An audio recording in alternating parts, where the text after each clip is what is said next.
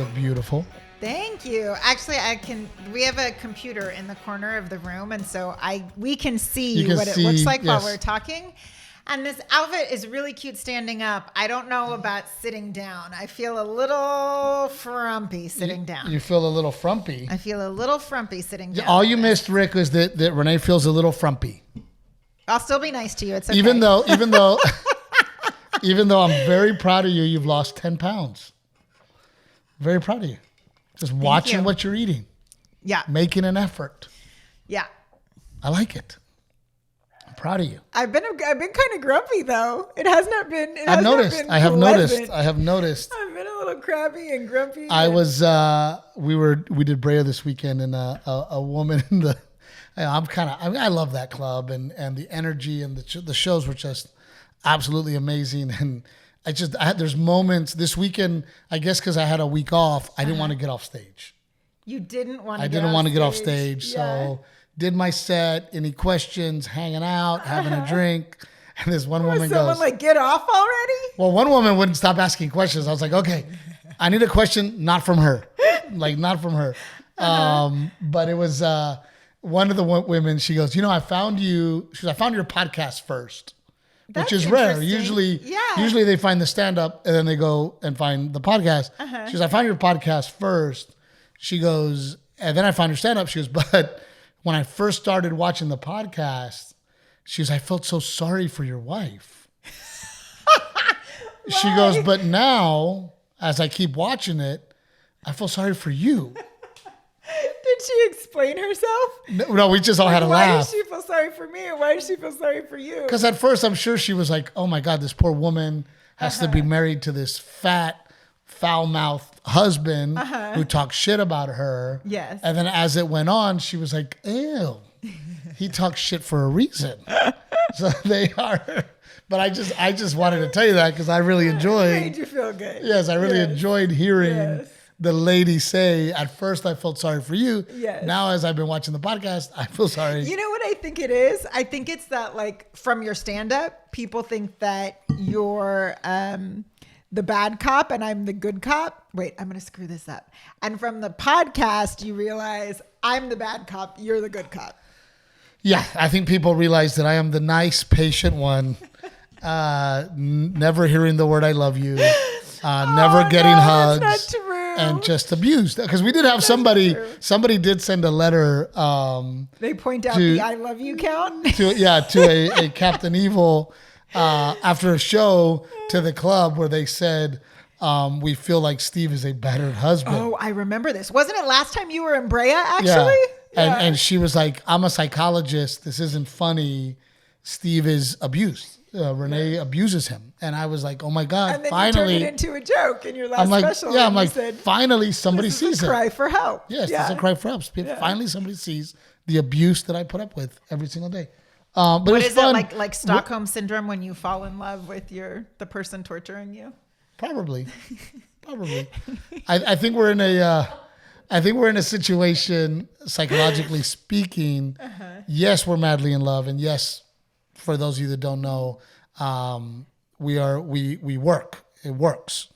We work. However, I think that because I am a giver and you're a taker, that it works. Okay, but I don't Rick think said Jesus. No, but that is not all that our relationship comes down to for you to simplify it. That's pretty simple. You are wacky and off the walls. Oh, well, we've talked about that. I am emotionally stable. There are like other things that balance us out besides you being a giver and me being a taker. No, we have talked about that too before. I mean, we are in a relationship. I think you need that yin and the yang, right? And I think there's always somebody that entertains the other one. Yeah. Right? I think in Tatiana and Phil's case, Tatiana's the entertainer and Phil thinks she's funny and watches her talk shit and just goes, oh my God, my wife's crazy. Right? Yeah. You, for me, is like, oh, there goes Steve. Right? Right. So we have, you will see, because again, we talked about it before. If you're the same person, you're fucked. Yeah. You need the yin and the yang. I mean, I don't know. Sometimes I wonder. First of all, if me and you were the same, we would get nothing done. Oh, no, we talk about that. Yeah. Nothing would ever get done. Yeah. If I was like you. But if you were like me, we'd be a complete disaster. Yes. Because you'd be like, like, who needs to sleep? Let's go party. Let's go do this. I mean, it'd be a disaster. So we definitely. Our poor children. But I also think that that's what makes the stand-up fun. Uh-huh. And right now in my set, which is really, I like it. It's funny. I still don't have the yin and the yang. Yeah. Well, your sets, I feel like your sets always start that way. When you start writing new material, it's very one-sided from your perspective. Yes, I was going to say that. And that's where we're at now, where it's like we're in the stage where it is all my perspective and what I see, right? And I'm trying to add I haven't seen it in a while. But, Family Picture Day, that bit. Yeah. At the end, when I say, like, I have learned in life that things are going by fast. Yeah. Our kids are growing fast. And I do cherish the beautiful photos that we have in our home. So I do say that after I make fun of it, after I say that I hate it. Yeah. I say that thank God for a strong woman that is strong enough to go, I don't care how grumpy you get because I know that it's worth it. Yeah. And you make me do it. So I say that. And I had a couple couples in the past month or so come up to me and go, especially women, where they go, I gave up on him. They go, she goes, he was so grumpy during Family Pictures Day. I wasn't doing it anymore. Yeah. She goes, but this year I'm going to make him. Yeah. You motivated me. You made me realize that I do have to be strong and I do have to make him do it. And so, that's what we're looking for. I just got to make it funny. Yeah. Yes, which is hard. That's why I'm always like, people think that what you do is so simple and that you just get up there and tell stories, but they don't realize all the crafting that comes behind the thinking that one goes behind bit. it, right? Yeah. And right now I just wrote a new bit about how we parent different, right? And I love the bit, but again, the whole time you're the bad guy. Yeah, I'm bad cop. Yeah, I need to find that example of, because of the we parent different, where do I fall short? Yeah. Right? And I got to look at within, and I got to look at myself and go, yes, we parent different. In these ways, the way I parent is good, but in these ways, the way I parent is bad. Yeah. Right now, let me tell you all the ways that my wife parents that are bad. And I'm not saying all the good things that you do on your end, right? Yeah. You read to our kids. If it was just me, these kids would have not one word read to them. Right? You read to our kids, you have patience, you make schedules, you dress them beautifully. So they're not always wearing tank tops with paint on them? Yeah. So there's definitely a yin and a yang to our relationship. And I will say that it works and we work. What questions did the lady in Brea have? The one that kept asking questions, did she have any good ones or were they just all kind of meh? I was in shock. One woman asked for a bit that I hadn't done. I was doing that bit before you. Which bit? The ducks? It's dirty. No, it's filthy. Yeah. But it is a hilarious bit. And I did it, but I was like, just to be clear, this was before I met my wife. Yeah. It was just crazy to find somebody in the audience that knew that bit. How did the audience respond to it? Did they cringe? Because they died laughing. Oh, they did. They died laughing. Yeah, because even this weekend I was talking. I spent time with my folks, and Mom was talking about how your comedy, because one of her customers, she's a hairdresser, and she said one of her customers, said she just wishes you didn't use the F word so much. And so we had a whole conversation about like, you are who you are, your stories are authentically you, like that is the man that you are, and you don't necessarily want to edit it for the specials because then people come and see you on the road and they get you and then they're like, wait a minute. But Mom also pointed out that like over the years, your comedy has gotten cleaner just naturally as you have changed and become a dad. Oh yeah, but yes, I mean, there's a comedian who I don't want to name any names, filthy comedian. Yes. And he didn't blow up until he had a daughter.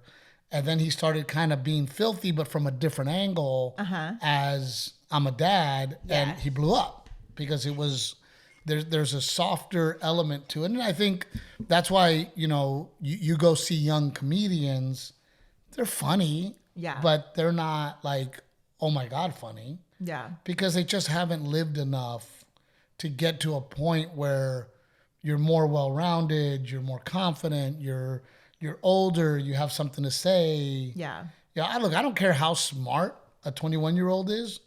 If that 21-year-old is trying to tell me something, I'm still like, do I want to listen to this guy? What the fuck do you know, dude? You're a kid. Yeah. You know what I mean? Yeah, that's a hard one.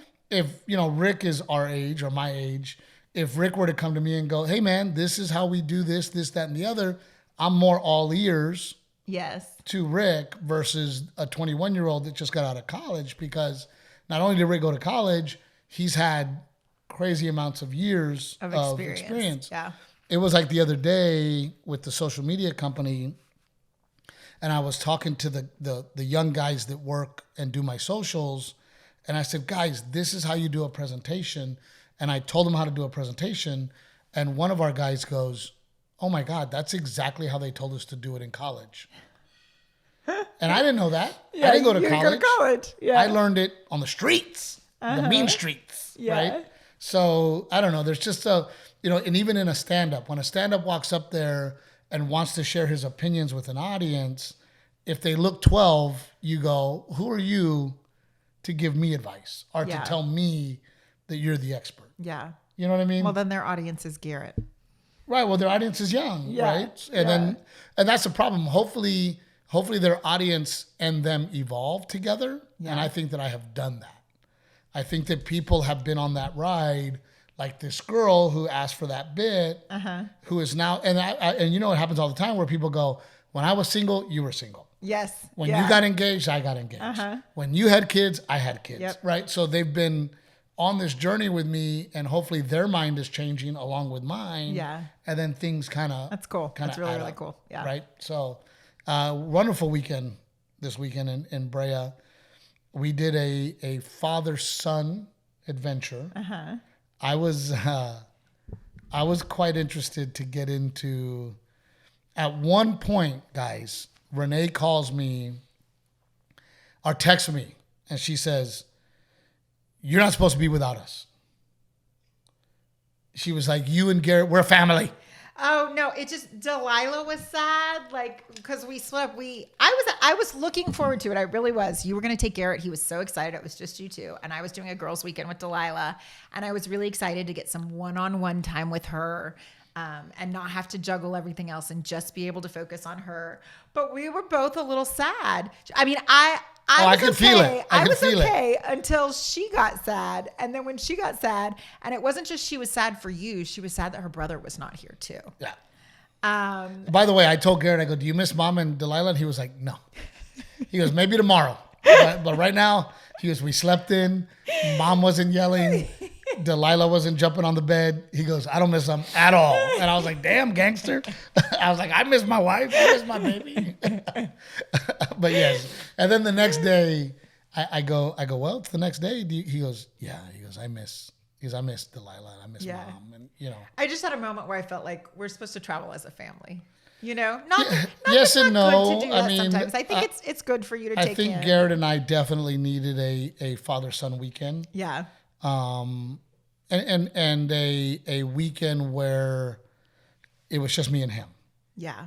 Right? Where, no offense, but where you're not waking him up, barking orders at him, and Delilah's not jumping on the bed, bugging him. Yeah. Right? So I think he needed, because a lot of times when we're on the road, I'm splitting my time between Garrett and Delilah and you and trying to figure out everything. And I think that just being focused on him meant a lot to him. Yeah, I'm sure. Yeah. Do you guys do that, Rick? Do you split the team ever?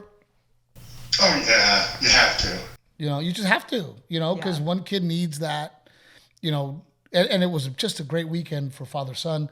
We thanks to Frank Del Rio, if you're in the Orange County area and you need a realtor, Frank's your guy, Frank Del Rio.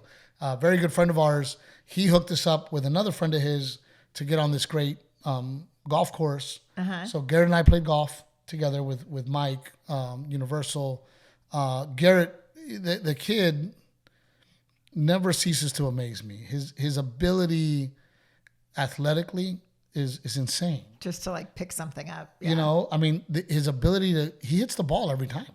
Yeah. I mean, his focus, and I was just floored by the fact that he was down. He played every ball, played all 18 holes. I mean, he was on it. Like, seriously, I know, but that's the problem now. We take him to play mini golf with 8-year-old friends, and he's so frustrated. He's like, do it right. Let's play this thing. But in the audience, a gentleman came up to me and he said, hey, I work for the Angels organization. We'd love to have you at batting practice. So we had to haul ass because we were going to the game on Sunday at 1:00, and they don't have batting practice on Sunday. They were doing batting practice on Saturday at 4:00. So we had to play golf. Then we had to haul ass. Yeah. Then we got to batting practice, got to see batting practice on the field. So to the Angels organization, thank you so much for allowing me and my son to hang out on the field. And yeah. Garrett was just like in heaven getting autographs, and he's got, you know, the players throw you a baseball every once in a while, and Garrett would get it, you know. And so then I left Garrett with Rebecca to finish the game. I had to go to work. Yeah. Then in the morning it was go to the game at 1. So it was all golf and baseball for me and Garrett. Yeah. And we loved it. And I was laughing because, you know, we get there, I buy an Angels tank top. They had tank tops. Oh, nice. Bought an Angels tank top. And then got Garrett a shirt and a jersey. And then somebody, you know, comments like, you know, you're from Texas. You know, how can you wear that? I'm like, dude, I wear Yankee stuff. I wear Astro stuff. I wear Ranger stuff. I wear, you know, I just love baseball. Yeah. Like, I absolutely love baseball. I'm looking to watch baseball. I want to see a good game. Do I root for the Stros to win? I do. But I also root for the Rangers to win because they're from Texas too. I also root for the New York Yankees because of Jose Trevino. Yeah. So people get so riled up about their team and like what team they identify with. Oh my gosh, dude. And I don't get it. It's an identity thing. It's not that big of a deal. Yeah. You know, these people with their passion for a certain team, like, I'm like, do I like the Cowboys? Yeah, but if they lose, I don't beat my kids. I don't get worked up about it. I don't. Yeah. You know what I mean, Tatiana? Like, they lost. You know, there are men that watch their team loses, and then they get drunk and they're pissed off. I mean, you see them breaking TVs. What? Yes, they're breaking TVs. Rick, do you get that nuts over sports? You don't, right? Rick doesn't seem to get that nuts about anything. No, but Rick likes his teams. I will say that Rick, you know, he's like me. He's a Dolphins fan, but he's a Detroit guy, so he's also a Detroit guy. Yeah. Rick, how do you feel about that?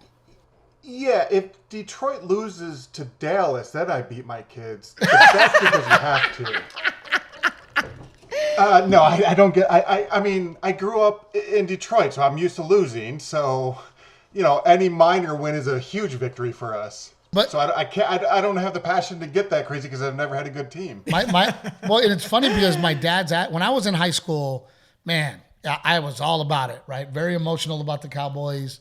Like, it was, man, you know, the family, we the Cowboys got to win. You know, yeah. Luckily for me, when I was in high school, the Cowboys were winning a lot. So it worked out. But I remember telling my dad, like, Dad, who you rooting for? And he would go, I just want to see a good game. Yeah. And I'd be like, no, but like that. The Cowboys, right? And he's like, man, I hope it's a good game. I want to watch a good game. Yeah. And then Dad would watch softball. And I'm like, what the fuck are you watching softball? Right now, I watch softball because I just want to see a good game. Yeah. You know, and I enjoy more watching a good game, which, by the way, an exciting close game. The Angels on Sunday down 9-4, last inning. You know, I asked Garrett, I go, dude, you want to go? It's 9-4. Like, do you want to leave or whatever it was. They were down, and Garrett goes, no, I want to watch the whole game. I go, okay, like, we'll watch the whole game. Yeah. Home run. And then they ended up within 1 point. Another back-to-back home runs.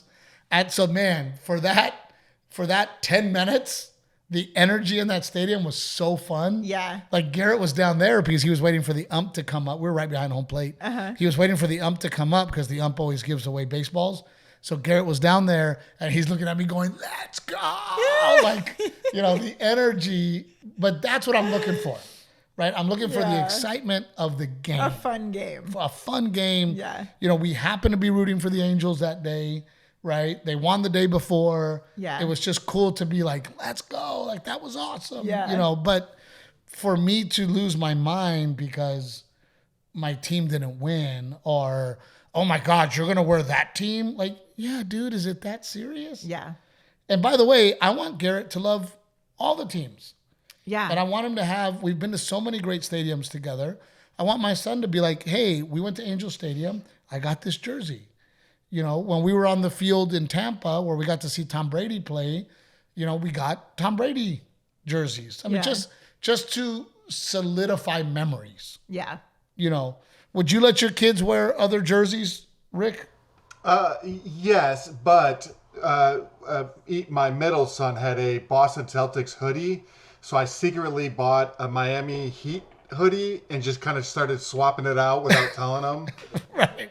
But all in fun. All in fun. All in fun. I don't care. I really don't care. It's not like, I can't believe my son has a Boston Celtics. Why Boston? Because fuck Boston. He wasn't. It was at like some Target or something like that. And he's like, I love Boston. I was like, name one player in history. Right. He couldn't do it. But you meet people like that too, where you're like, hey man, Yankees fan? Like, nah, I'm just from the city, right? They're not even Yankees. They just like the hat, right? I just think that there's bigger things in life to concern yourself about. Sure. Than a team. Yeah. Right? There's, and you going back to our yin and our yang, when we first met, it was Saturday all day, college football, Sunday all day, NFL. Mm-hmm. And I remember you going, if we have kids, you are not going to spend your Saturdays and Sundays just watching football. Yeah. Like it's Steve, it's taken up your entire day. Yeah. And I took that to heart and I go, you know what? You're right. Why am I spending the entire day watching football when I could be playing football with my son or with my daughter or hanging out or being in the pool or barbecuing or doing something more productive than spending my day on the sofa watching sports. But that's what 21-year-old comedians do. Play Xbox and right. Dude, I used to love playing Modern Warfare all night. That's what's funny. Garrett the other day was like, Dad, do you want to play me in Madden? I'm like, yeah. I beat him and he's like, how did you do that? I'm like, motherfucker, we had video games too. Like you're not the only one that has video games. And I was doing it as an adult. So we figured it out. I don't know. I really enjoyed my time with Garrett this weekend. Yeah. We did miss you. Yeah. I think Delilah had a great weekend. Yeah. What'd y'all do? What did we do? We went and saw a movie with Babe and Mamma Mia one day. We went to Schlitterbahn one day. Gosh, where else did I take her? What did we do on Friday? I don't remember. We did tons of arts and crafts, but just like, oh my God, her arts and crafts, like that's her jam. I mean, she wakes up in the morning, first thing. She loves googly eyes. She told me, I need more googly eyes. She came up to me today. She goes, my scissors, they're the good ones. I can't find them. So I need you to help me cut this, Dad. And I'm like, okay, no problem. She's all about arts and crafts. Yeah. She's definitely your daughter. Yeah. But with your personality, it's so weird. She's you. It's funny because the things that like about you that make me crazy, right? Talking about yin and yang, I see them in her. We were, I was lucky enough to do the Jim Breuer podcast the other day. By the way, we laughed so hard and we had so much fun together. What a wonderful human being Jim Breuer is. Yeah. But that was something that we talked about was like with your kids, it's crazy to see you in them. Yeah. Garrett on my end has the anger and the fire. Oh, Delilah does too. Garrett has the Delilah does it more than Garrett, I think. I saw it a lot this weekend. We had lots of discussions about frustration. Garrett gets very intense and very angry. And I'm a very intense, and I have controlled my anger because I've had kids, and I thought, well, my kids, they don't see it, so they're not going to do it. Yeah. No, it's in them. Brad Garrett said it the best. These kids are pre-wired. Yeah.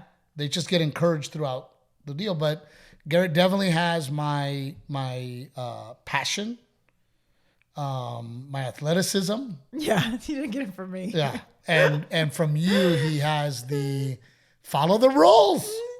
They're not following the rules. No, it's quipping and annoying shit. That's and he's also crazy bossy like you. Does not work well with others. That is a Renae trait. But he also, on the positive note, Renae excelled in school. And Garrett is top of his class. And in GT, and that shit was not in my cards. And not that I'm not intelligent.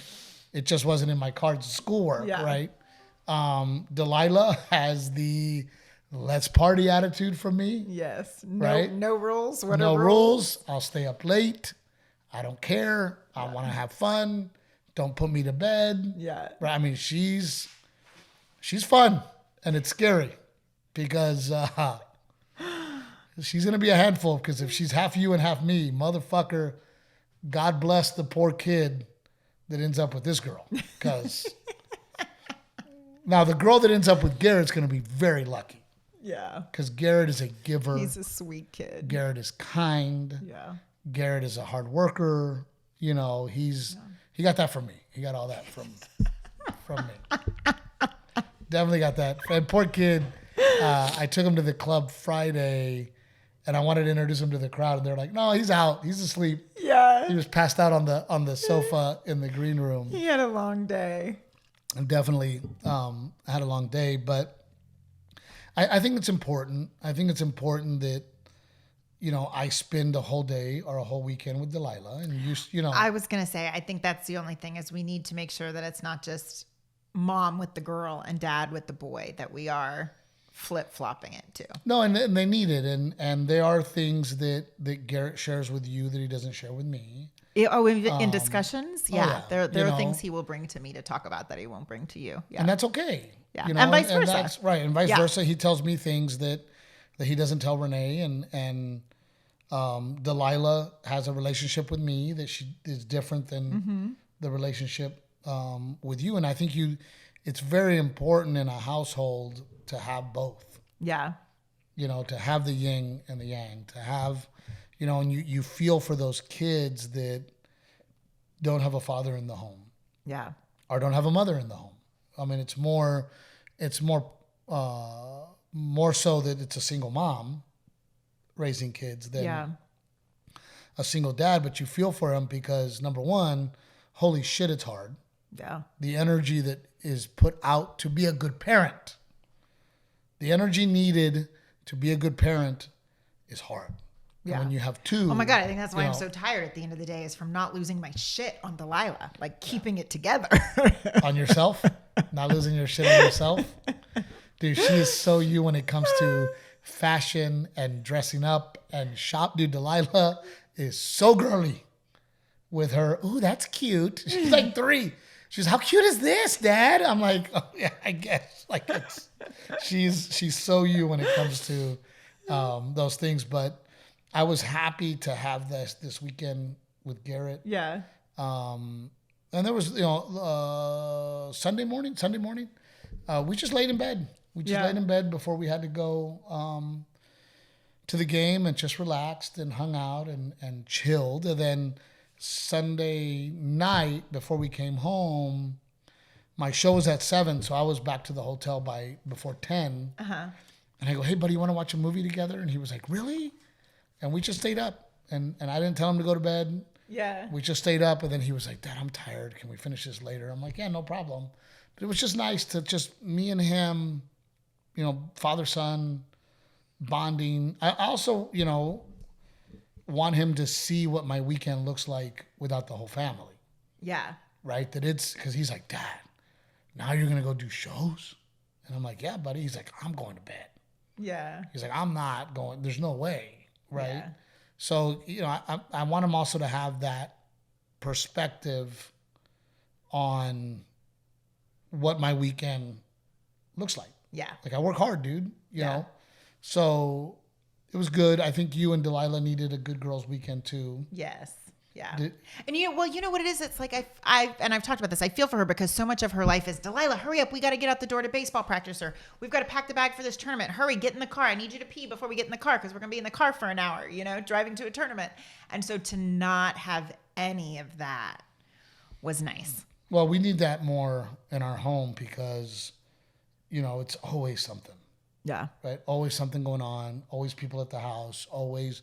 So that's why I'm excited about this coming weekend. Naples. By the way, if you're getting this podcast, it's Friday. I'm doing special shows in Naples at the Off the Hook Comedy Club. Saturday and Sunday only. On Saturday and Sunday only because we're going to actually be down there for Garrett to play a baseball tournament.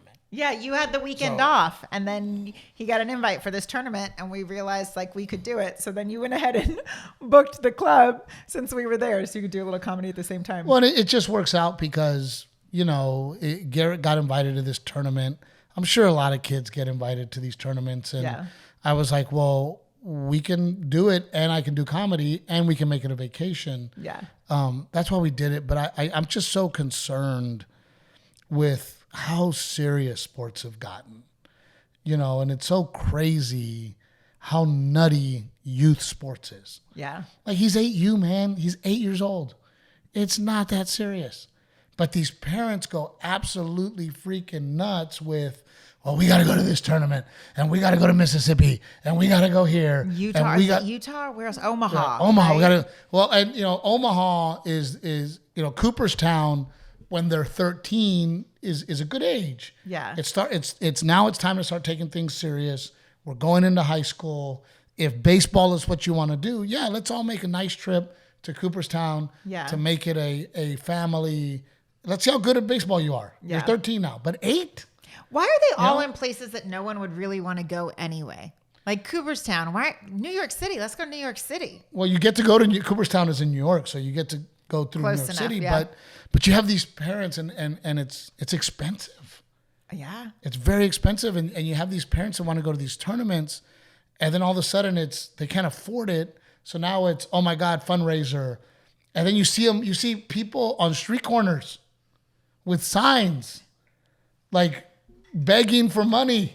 That's insane to me. If you can't afford to go, don't go. I don't know, Steve. That's a hard one. The things you do for your kids, right? Like have a car wash. If your kid wants to go. Have a car wash. Yeah. Sell barbecue plates. Yeah. Make breakfast tacos. Yeah. Right? Buy a Yeti, do a raffle. Yeah. But on the streets, we see them here in New Braunfels on the corners. Yeah. Oh, please. My kid wants to go to Mississippi. Give us money. And it's like, have an ice chest of waters. It's hot. Yeah. Sell bottles of water. Yeah. Something. But what are you teaching your kids that, hey, when you want to do something, you can't afford it, just go on the streets and ask people. Yeah. Like there's other, I don't know. It's getting crazy. Yeah. And what I'm trying to do with my son is slow it all down. Yeah. Let him be a kid. Yeah. Right? Win or lose, we just want to play baseball. And just have fun. Love the sport. Let's play baseball. Yeah. Right? And let's and this idea nowadays with, oh my God, we got and it's not elite ball anymore. Yeah. It's is Rick saying something? Holy shit! Look at that. What is that, Rick? Yeah. Oh, that's the Cooperstown experience. New York. Yeah. I mean, when you see this is like a dream. Yeah. No. It's but again, you go to Cooperstown. I want to say 13 years old, because that's a good age. Like I said, where hey, we're starting to move into high school baseball. We're starting to take it serious. I wonder what the history of Cooperstown is and when it became such a thing. Oh, it's a whole thing. No, I know it is. Isn't it like televised on TV and everything too? But these parents, they fight because they're trying to raise money to go to Cooperstown, right? Yeah. So they do fundraisers, they do all this stuff. The problem in certain situations is these groups, these leagues, they're just telling you, give us the money and then we'll handle it. But they're not telling you where the money's going. They're not itemizing the money, right? And then if me and the budget is blurry. Right. And then if me and you raise a lot of money, then it goes to the team specifically. And then it turns into, well, that's not fair. Yeah. Right. This other couple didn't raise as much money as we raised. Why can't I give it to the kid that I want to give it? It's just a freaking disaster the way this youth elite sports. You know, that's one of my jokes on stage where I go, your kid's not elite. Your check cleared. Yeah. Rick, are you guys doing any of this travel elite stuff? No, but I did get a coach for my middle son for basketball. He comes twice a week. Oh, very cool. Just because, yeah, but we don't have kids in the neighborhood playing, so he won't play. Remember when we were kids, you'd see other kids playing a sport, so you go and play. Oh, dude, look, kids. When I was growing up, whatever season we were in, we were playing that sport. Yeah. If it was basketball season, we were all getting together to play basketball at my friend AD's house because he had the best rim. Yeah. Right? If it was baseball season, we were all playing baseball. If it was football season, we were all playing football. Yeah. Like all my buddies. But you're right. I mean, it's not. And is it because your neighborhood just doesn't have a lot of kids or? Yeah. It's a little bit older, and we live a half hour from the school. So all of his friends, if they live a half hour in the opposite direction, that's an hour drive to get to each other. So just to keep him motivated and keep going, I got him a coach. Does he have a nice rim? Yeah. That's the other thing that I'm trying to do for Garrett is, yes, let's take it easy, but I want to give him the ability to go play and the ability to have resources, which I didn't have, right? I didn't have a basketball hoop at my house. Yeah. So I was never good at basketball, right? Because I just didn't have one. I didn't have a batting cage, right? To go in and hit tee work by myself if I wanted to. Yeah. So just giving these kids the opportunities that we didn't have, right, Rick? Hey man, you don't have to play, Garrett, but if you want to play, you can go play. When we were going to your house for Easter, Ethan, he's all dressed up, and I'm like, he's got a basketball room. You're gonna want to play. He's like, no. As soon as he gets there and you have 20 kids playing, he couldn't get out of the car fast enough, and he's sweating in his tie and stuff. But again, it's having the hoop back there so they can play. Yeah. And it's a nice hoop that I put up. I mean, it's and at summertime we have the light that comes on the hoop so they can play. I used to play. My cousin Gabe, he had a rim, and we would put lights out and we would play all night. I mean, we would just literally, because when you're 15, 17, you do not run out of energy. Yeah. So you just played and played and played and played. But I also think, and I do agree, Rick, with what you said, where he just needs the opportunity to play, so let's get him a coach. We don't do any private coaching with Garrett. Yeah. It's just me and him. It's me and him playing ball. Actually, he's very grumpy right now because Rick was here last night. Steve had told him he would play baseball with him last night, and he didn't. And so last night when I was laying in bed with him, he told me, Dad always says he's a man of his word. And he said he was going to play baseball with me, and he didn't. And I said, buddy, you guys, y'all had just flown in yesterday, and then you had this meeting with the guys. And he's so upset. He's still sour about it because we had this morning, and he's like, when are we going to go play baseball? Well, he wants to play so bad. He just wants to play baseball with you. Yeah, but again, I also say this, and I hope that other parents adopt this. My relationship with my son is more important than a sport. Oh, for sure. I know you say for sure. No, but I mean, no doubt. There are some dads that cannot keep it together. Oh, you mean they get so riled up? They get so worked up in the stands, or they get worked up while they're coaching, and they're yelling at their kid, and the kid is crying, and get it together and hit the ball, and I refuse to have that relationship with my son.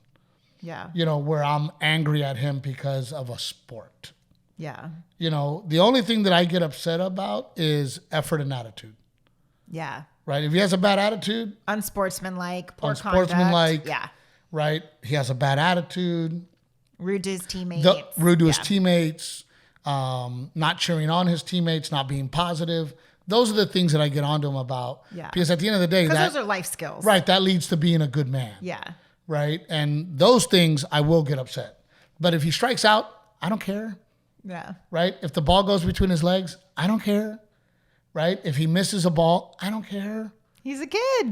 Did he try to get that ball? Yes. I'm all about it. Hey, dude, you made a great effort. Yeah. You didn't get the ball. Or guess what, dude? Maybe you missed that ball because you weren't making a good effort. Because you weren't focused. Because you weren't trying. Yeah. Because you were being lazy. Those are the things that I get upset about versus, oh my God, you didn't hit the ball right. Or you struck out. Or what are you doing? Because I've seen dads, they get into it with their kids. And you're looking at these, and the kids and my dad was very rough. Yeah. And dad would get pissed off. And dad would lose his shit. And I hated it. Because I'm like, oh, we're going to go play baseball? Awesome. Dad's going to lose his shit. Yeah. Right? And you just don't want that because then they get burnt out. Right? Well, then they don't want to play. How's your approach, Rick, when you work with your sons in basketball? Same way. I mean, it's more about attitude and effort. And one thing I will say, I'm really big on them not making excuses. Like when they were in tournaments and the ref would have a bad call and then I'd have to hear about it. I was like, that's an excuse. You're going to have bad people all through life. Yeah, it is what it is. To overcome with. Yep. Oh, I'm glad you brought that up. Yeah, no, I deal with that with Garrett too, where the ump, or they weren't giving us the calls, or oh my God, so and so on the team, missed that ball, and I'm like, dude, they're doing their best, you're doing your best. The game doesn't lie on one thing, right? You got to worry about your efforts and how hard you play out there because there's 9 kids on a baseball field. And baseball's the hardest sport. That's a huge debate, Rick. People. I always tell people baseball's the hardest sport, and they argue with me. Which sport do you think is the hardest sport? Isn't there like a TikTok or an Instagram reel about A-Rod figure skating? Talking about how baseball is the hardest sport and explaining why. Is it A-Rod? A lot of players. What sport do you think is the hardest, Rick? Hitting a baseball is the hardest thing you could possibly do. Yes. To have something 90 miles an hour coming at you that could curve and spin, and the reaction time, I don't think there's anything close to that. Well, and with a round bat and a round ball. And what's so crazy is I never stopped to think about it until this year. I was having a conversation with another mom, and you think about being an athlete and athleticism when it comes to sports, but with baseball, eyesight is a major factor. Huge. Well, and not only that, Rick, if you're a third baseman or a shortstop, that ball coming off that bat is flying. And you have to make a split decision to get that ball. Even Deion Sanders, which arguably is one of the greatest athletes to ever play any sports, he straight up said, they asked him, they said, what's the hardest sport? He goes, by far, baseball. By far. Yeah. Michael Jordan couldn't do it. Yeah, Michael Jordan's one of the most competitive. Well, I think Michael Jordan could have done it had he dedicated his life to it. Of course. Like he did to basketball. Yeah. Sure, but if you look at Bo Jackson or Deion playing 2 sports, they were elite in both sports. Jordan was the best to ever play basketball, couldn't play baseball. Oh, so to be clear, I thought we had this argument. Michael Jordan is the GOAT, correct? I can't hear you. You're breaking up. What was that? I told you. I can't hear. You admitted it. Who does I think got is 3 the questions GOAT? for you guys. Yes. All right, first question. Steve, do you like the new rules in baseball? I do because I want... What are the new rules? I don't know. What are the new rules? Well, there's a pitch clock now. Oh, yes, that's right. There's a pitch clock, and then they're not able to shift as much per batter. Yeah. I think that the game is the best game to go and spend a day with your family or with your son or your wife. Renae and I used to love baseball going games, to sit at a baseball game and having a hot dog and drinking a beer and eating peanuts and popcorn and red vines. But I also think that the games were too long. And I think that it kept people from going to the game sometimes because they go, God, is it going to be 4 hours? Is it going to be 5 hours? Now it's like, dude, the games are 3 hours. You know they're going to be 3 hours. Things move faster. Yeah. Things are a little more exciting. The shift rule, I think, is bullshit. That one I have a problem with because, hey man, go ahead and shift. But if I smoke you on the other side, that's on you. Shift all you want, right? It's a strategy. It's a game of chess. It's hey, I gambled and I lost, or I gambled and I won. And I think they should be able to shift. The replays at first base, I agree with. I want to know for sure, was he out or was he safe? Yeah. And if we can get to the point where we can do the replay and see that, I want to know for real. Because back in the day, games... Even sometimes with the replay, it's still a hard call. Games were decided back in the day because a referee, an ump's call that might have been wrong. I don't want to be wrong. I want to be right. So I do like that. Next question. Are you, because I have baseball on, I don't follow it, so I couldn't tell you who's in the lead and stuff, but I have it on every day. And I'm seeing this more now, maybe because I'm paying attention, so I'd love your take on it. Are more people getting kicked out now than ever before? Oh, no. It seems like every game someone's getting kicked out. No, baseball's so good at that. Baseball it's like is... the ump just likes... they get in the argument. Throwing someone out. It is a little less actually now because of the replay. Oh, people don't get so heated over They don't get heated over a call because they wait for the replay to get the actual call. And then it's harder to dispute. So Altuve just got kicked out because he hit a ball and he says he didn't even run to first because he goes, it went off my foot. And the ump's like, no, it did not go off your foot. And then Altuve argued, they kicked him out. And in the replay, you really it's close. Yeah. You watch the replay and you're like, I don't know if it did, but it also could have. But he winced in pain. Do what? He winced in pain. He knows if it hit his foot or not. That's what the commentators were like. He's a professional baseball player. Yeah. He knows. Yeah. Right? And you see his foot go up and you do see him wince, right? But the replay, so that's why he got kicked off. But yes, baseball's notorious for managers and umps to get into it and then get kicked out. I almost got kicked out, me and Courtney. Talking about this after you just talked about how you don't get riled up at baseball games. And no, but it wasn't even that bad. No. But now these youth refs are like umps and refs. They're like told, don't put up with any shit so that it doesn't escalate. It was all of us. I think we all thought it was a bad call, and everybody was yelling. Was like, what? So then the ump threatened to throw out our coach if our coach didn't tell us to all pipe down. Yeah, so it was a whole thing. But next question. All right, totally switching gears here. Renae, since you've hosted and done things in front of live audiences, have you ever wanted to try stand-up comedy? No, never. People ask me that question. And when we lived in LA and I worked in the acting school, the woman that I ran the office with, she would always tell me, she's like, Renae, you're funny. Like, she was the first person who started telling me, Renae, you're funny. Like, you're funny. I made her funny though. She's like, you could do stand-up comedy. I was like, no, bold face, no. I think in the future, I would really like to work on a 2-man show with me and Renae. I think once I find myself in a position where I don't have to tour every single week, that Renae and I could work on a scripted show. I would love to do, I've always talked about this, I would love to do like a Christmas variety show, like a one-off with you, or some type of variety show, the two of you and I together, where maybe you or I do a monologue, like if something was written. I think that could be fun. Or we did guests and had, interviewed people and we did sketches together, the two of us. And we will. I would be game for, but not stand-up comedy. I think we could use the little studio for Renae and I to do kind of a morning show or something cool. But yes, and I just wanted to say this before we go, going back to the Jim Breuer thing, it was so freaking cool. And I'll tell you why.